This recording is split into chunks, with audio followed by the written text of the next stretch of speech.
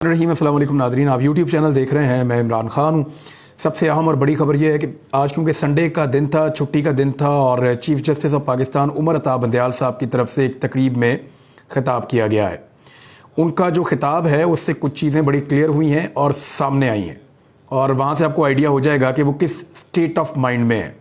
यानी मैं क्या सोच रहा हूँ, ये मैं अपने प्रोफेशनल काम को करते हुए तो शायद नहीं बता पाता, लेकिन जब किसी जगह पे मुझे खुलकर बात करने का मौका मिलता है, अपनी बात सुनाने का मौका मिलता है, तो तब लोगों को आइडिया हो सकता है कि मेरे दिमाग में क्या चल रहा है।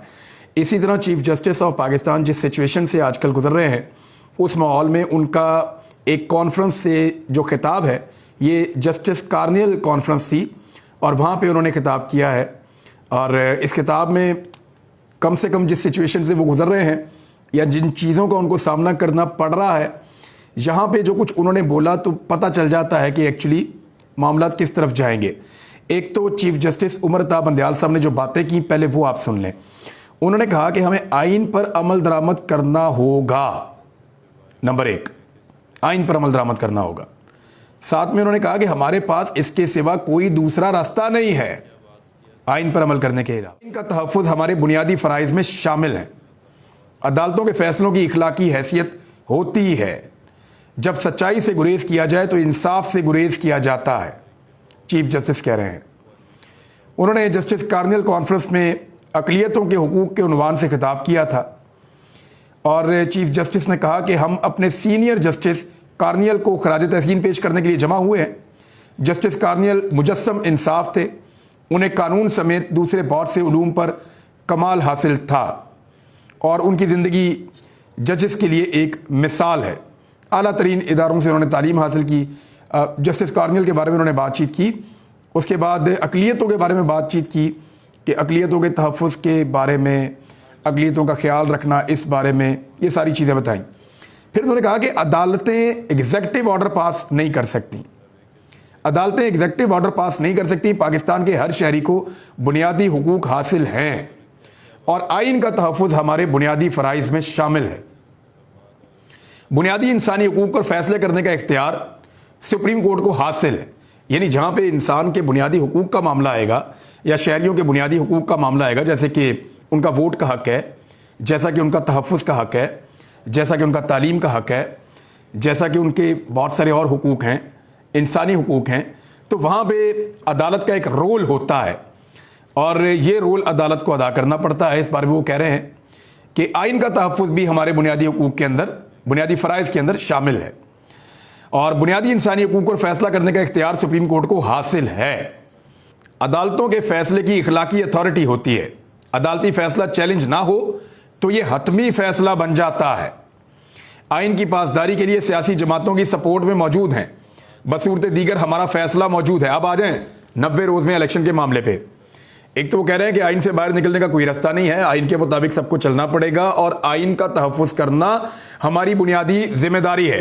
ये तो सुप्रीम कोर्ट ने क्लियर कर दिया। बीच में चीफ जस्टिस ऑफ पाकिस्तान ने कुछ जजेस की जल्द रिटायरमेंट का हवाला भी दिया।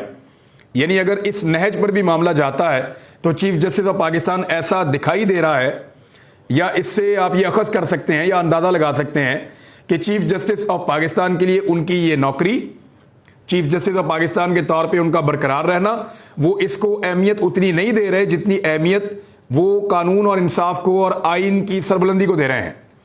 यानी चीफ जस्टिस को ये लगता है कि अगर आइन के ऊपर अमल दरामद नहीं होता, जो मैंने इससे अखज़ किया है, ज़ाती तौर पे अपनी हैसियत में बात कर रहा हूँ, जो मुझे लगा वो ये है कि चीफ जस्टिस ने दूसरे लफ्ज़ों में ये कहा है कि अमलदारी को यकीनी बनाएंगे और आइन के ऊपर ही सबको अमल करना पड़ेगा और सुप्रीम कोर्ट ये करवाएगी।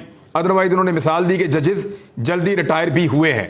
तो चीफ जस्टिस ऑफ पाकिस्तान अपनी नौकरी को भी दाव लगाने पर तैयार हैं और चीफ जस्टिस ऑफ पाकिस्तान की जो सीट है उसको भी दाव पर लगाने के लिए मुमकिना तौर पर तैयार हैं अगर वो आइन और कानून के ऊपर अमल दरामद नहीं करवा सकते। तो जस्टिस उमर अता बंदयाल साहब ने मुल्क भर में बैक वक्त इंतखाबात केस के हवाले से कहा कि हमें बताया गया है कि सियासी जमातों के दरमियान मुज़ाकरात जारी हैं।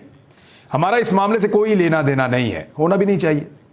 सियासी जमातों को एहसास है कि आइन की पासदारी करना उनकी ड्यूटी है। हम उनकी सपोर्ट के लिए मौजूद हैं, वरना दूसरी सूरत में हमारा फैसला मौजूद है। अगर ये किसी नतीजे पर पहुंच जाते हैं तो इनको हम सपोर्ट दे सकते हैं।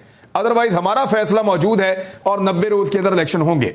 उन्होंने कहा कि फैसले आइन और कानून के मुताबिक होने चाहिए और इसी फैसले में मॉरल अथॉरिटी होती है। आईनी तौर पर हमारे पास 90 दिन में इलेक्शन करवाने के सिवा कोई रास्ता नहीं है। फैसले आइन की रूह के मुताबिक होने चाहिए। अगर आइन कहता है कि 90 दिन में इलेक्शन होंगे तो हमें इस पर अमल दरामद करना होगा। हमारे पास इसके सिवा कोई रास्ता नहीं है। यह किसी की चॉइस की बात नहीं है बल्कि आइन की बात है। कम शरह ख्वानदगी के सबब मजहबी इंतहा पसंदी को फ़रोग मिला, ये तसद्दुक़ हसन जलानी साहब ने कहा, लेकिन चीज़ें बहुत क्लियर हो गई हैं और चीफ जस्टिस ऑफ पाकिस्तान का जो आइन के साथ कमिटमेंट है उनकी, वो आपके सामने आ रही है कि वो आइन पाकिस्तान के मुताबिक ही फैसला देंगे।